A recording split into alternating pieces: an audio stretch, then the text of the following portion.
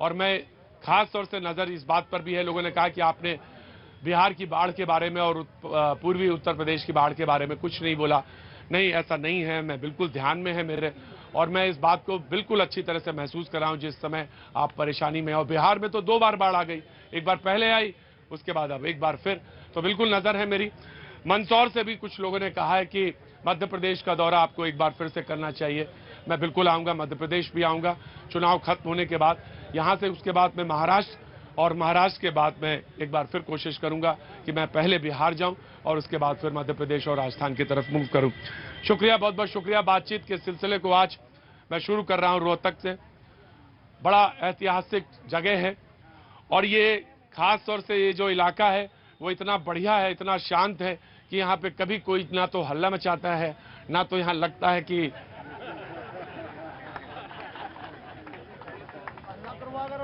हाँ जी, हाँ जी, आप क्या क्या कहा, हल्ला करवाद हो गई रोहतक वालों से?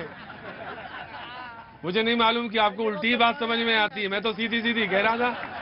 अब आपको अगर उल्टी ही समझ में आए तो मैं क्या करूं? ऐसा है, अगर जो काम आपने रोहतक वालों से करवाना 2-3 बार कह दो, अपने आप ही कर देंगे, कोई टेंशन की जरूरत। तो रोहतक का मशहूर है इस मामले में। जी जी जी, यहाँ के लीडर भी ऐसे ही है। अच्छा, हाँ। साहब जम गई बात जम गई। उन्होंने कहा कि तो भाई जहां की जनता वैसे ही नेता, लेकिन नेता बहुत अच्छे हैं यहाँ के। और आज के जो नेता है ना, बस खड़े हो जाओ, मेरे पैर में चोट लगी है आज। जी हाँ जी, आज के जो नेता है ना, हाँ, कुछ ऐसे नेता है जो जिस पार्टी में दम लगता है ना, हाँ, उस पार्टी में चले जाते हैं, आप कमजोर पार्टी में नहीं जाते। जैसे अब चौटाला पार्टी खत्म हुई, जेजेपी पार्टी बनी। हाँ। कई रोहतक के ऐसे लीडर थे जिनका मैं नाम नहीं लेना चाहता। नाम लेने की जरूरत ही नहीं। ताऊ, एक मिनट, ताऊ ऐसा है ना, नाम लेने की जरूरत है, ये तो सभी जानते हैं। आगे बोलो। हाँ। कुछ ऐसे कांग्रेसी भी है जिन्होंने अपनी कुर्सी के स्वार्थ में, हाँ। उन्हें अपनी जेब से मतलब है, पार्टी से कोई मतलब नहीं, जनता की सेवा से कोई मतलब नहीं, सिर्फ उन्हें अपनी जेब से मतलब। आज ये जो छोड़कर कांग्रेस बीजेपी में आ रहे हैं और पार्टी न्यारी क्यों नहीं बना रहे भाई? क्यों नहीं बना? इसलिए ना बीजेपी का जोर है, ये सोचते हैं यहीं कुछ मिल जाएगा। आज बहुत अच्छी बात यह हुई है कि पाजी हरियाणा में आके पैर में लग गई है चोट, तो मेरा मूवमेंट भी बहुत ज्यादा तेज नहीं होगा, धीरे ही धीरे चलेंगे। लेकिन आपने ऐसी चोट दी है, कसम से गजब, मजा आ गया, गजब है भाई ये। एक बात बताएं पाजी, मैं पूरे मुल्क में घूमता हूं, हर जगह जाता हूं, हर जगह शो करता हूं, लेकिन हरियाणा के बारे में एक बात मैं हमेशा कहता हूं, वो ये कि जो उसके यहां है वही उसके यहां है, जो इसके यहां है वही इसके यहां है। दिमाग नहीं लगाता ज्यादा बोलने, जो आया बोल दिया, बोले तुम्हें अच्छी लगे तो अच्छी लगे, खराब लगे तो खराब लगे। Thank you so much. क्या नाम है साहब आपका? सर मेरा नाम राजेंद्र पाल है सर जी। मैं आपका बहुत ज़्यादा बड़ा फैन हूँ। अरे आप कनाट प्लेस में 1-2 शो पहले कुछ ऐसी झड़प सी हो गई थी किसी उससे, तो आपने कहा कि मैं शो बंद कर दूंगा। अब हमें इतना सेटबैक लगा सर, आप किसी भी हालत में ये शो बंद मत करना। और ये पब्लिक का शो है, रोहतक में आने पे आपका मैं तहे दिल से शुक्रिया अदा करता हूँ। सबसे बड़ी बात ये है सर कि मैं और भी टीवी के चैनल देखता हूँ, NDTV के, भारत के। कोई नाम लेने की जरूरत नहीं, नाम लेने की जरूरत नहीं है, ठीक है। वो अपना बोर्ड लगा देते हैं, 10-15 आदमी भी बड़ी मुश्किल से होते हैं, ठीक है। और आपका एक भी बोर्ड नहीं है, पब्लिक अपने आप आती है।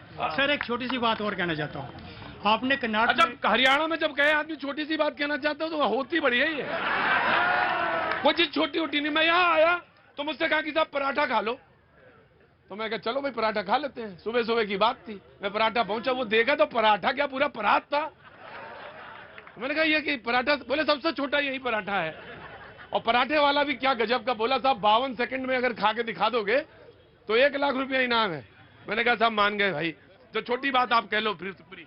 सर आपने एक एम्स में किसी पेशेंट का हेल्प की थी कनाट प्लेस में, जी जी और लोग बहुत आगे आए थे उस टाइम जी। और ये बात हमें बहुत अच्छी लगी। मैं आपके शो से आपको ये अपील करना चाहता हूँ कि कोई भी भाई जो भी नीडिड हो मेडिकली, वो आपके शो में जरूर आए और आप उनका मुद्दा जरूर उठाएं। Thank you so much sir, thank you so much. क्या नाम है साहब आपका? Rajendra Pal sir. Rajendra Pal ji, thank you so much. बड़े ध्यान से शो देखते हैं, वैसे शो में ज्यादा दिमाग ना लगाया करिए, बहुत ध्यान से देखते हैं। Thank you so much Rajendra ji. आप जैसे लोग, तमाम सारे जो लोग यहाँ पे मौजूद हैं, उन्हीं की वजह से ये शो की गरिमा है।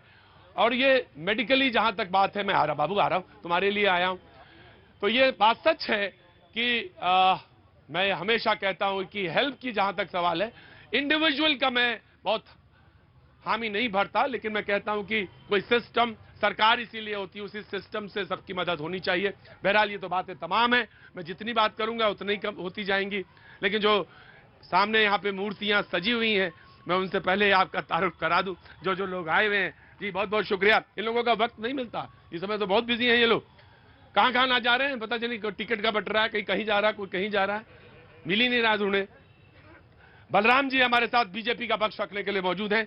बलराम जी बहुत बहुत शुक्रिया, thank you so much for coming here, thank you so much. Pradeep साहब हमारे साथ जेजेपी से मौजूद हैं, बहुत बहुत शुक्रिया Pradeep ji, thank you so much. मुनीपाल जी हमारे साथ आम आदमी पार्टी का पक्ष रखने के लिए मौजूद हैं, बहुत बहुत शुक्रिया। और मोनू शर्मा जी हमारे साथ मौजूद हैं कांग्रेस का पक्ष रखने के लिए, बहुत बहुत शुक्रिया मोनू जी, थैंक यू सो मच। मैं बात शुरू करूं या किसी को कुछ कहना है, कोई बात कहनी है? जी जी जी, मैं आ रहा हूं थोड़ा सा जी। मैं बिल्कुल, वाह क्या बात है, थैंक यू सर।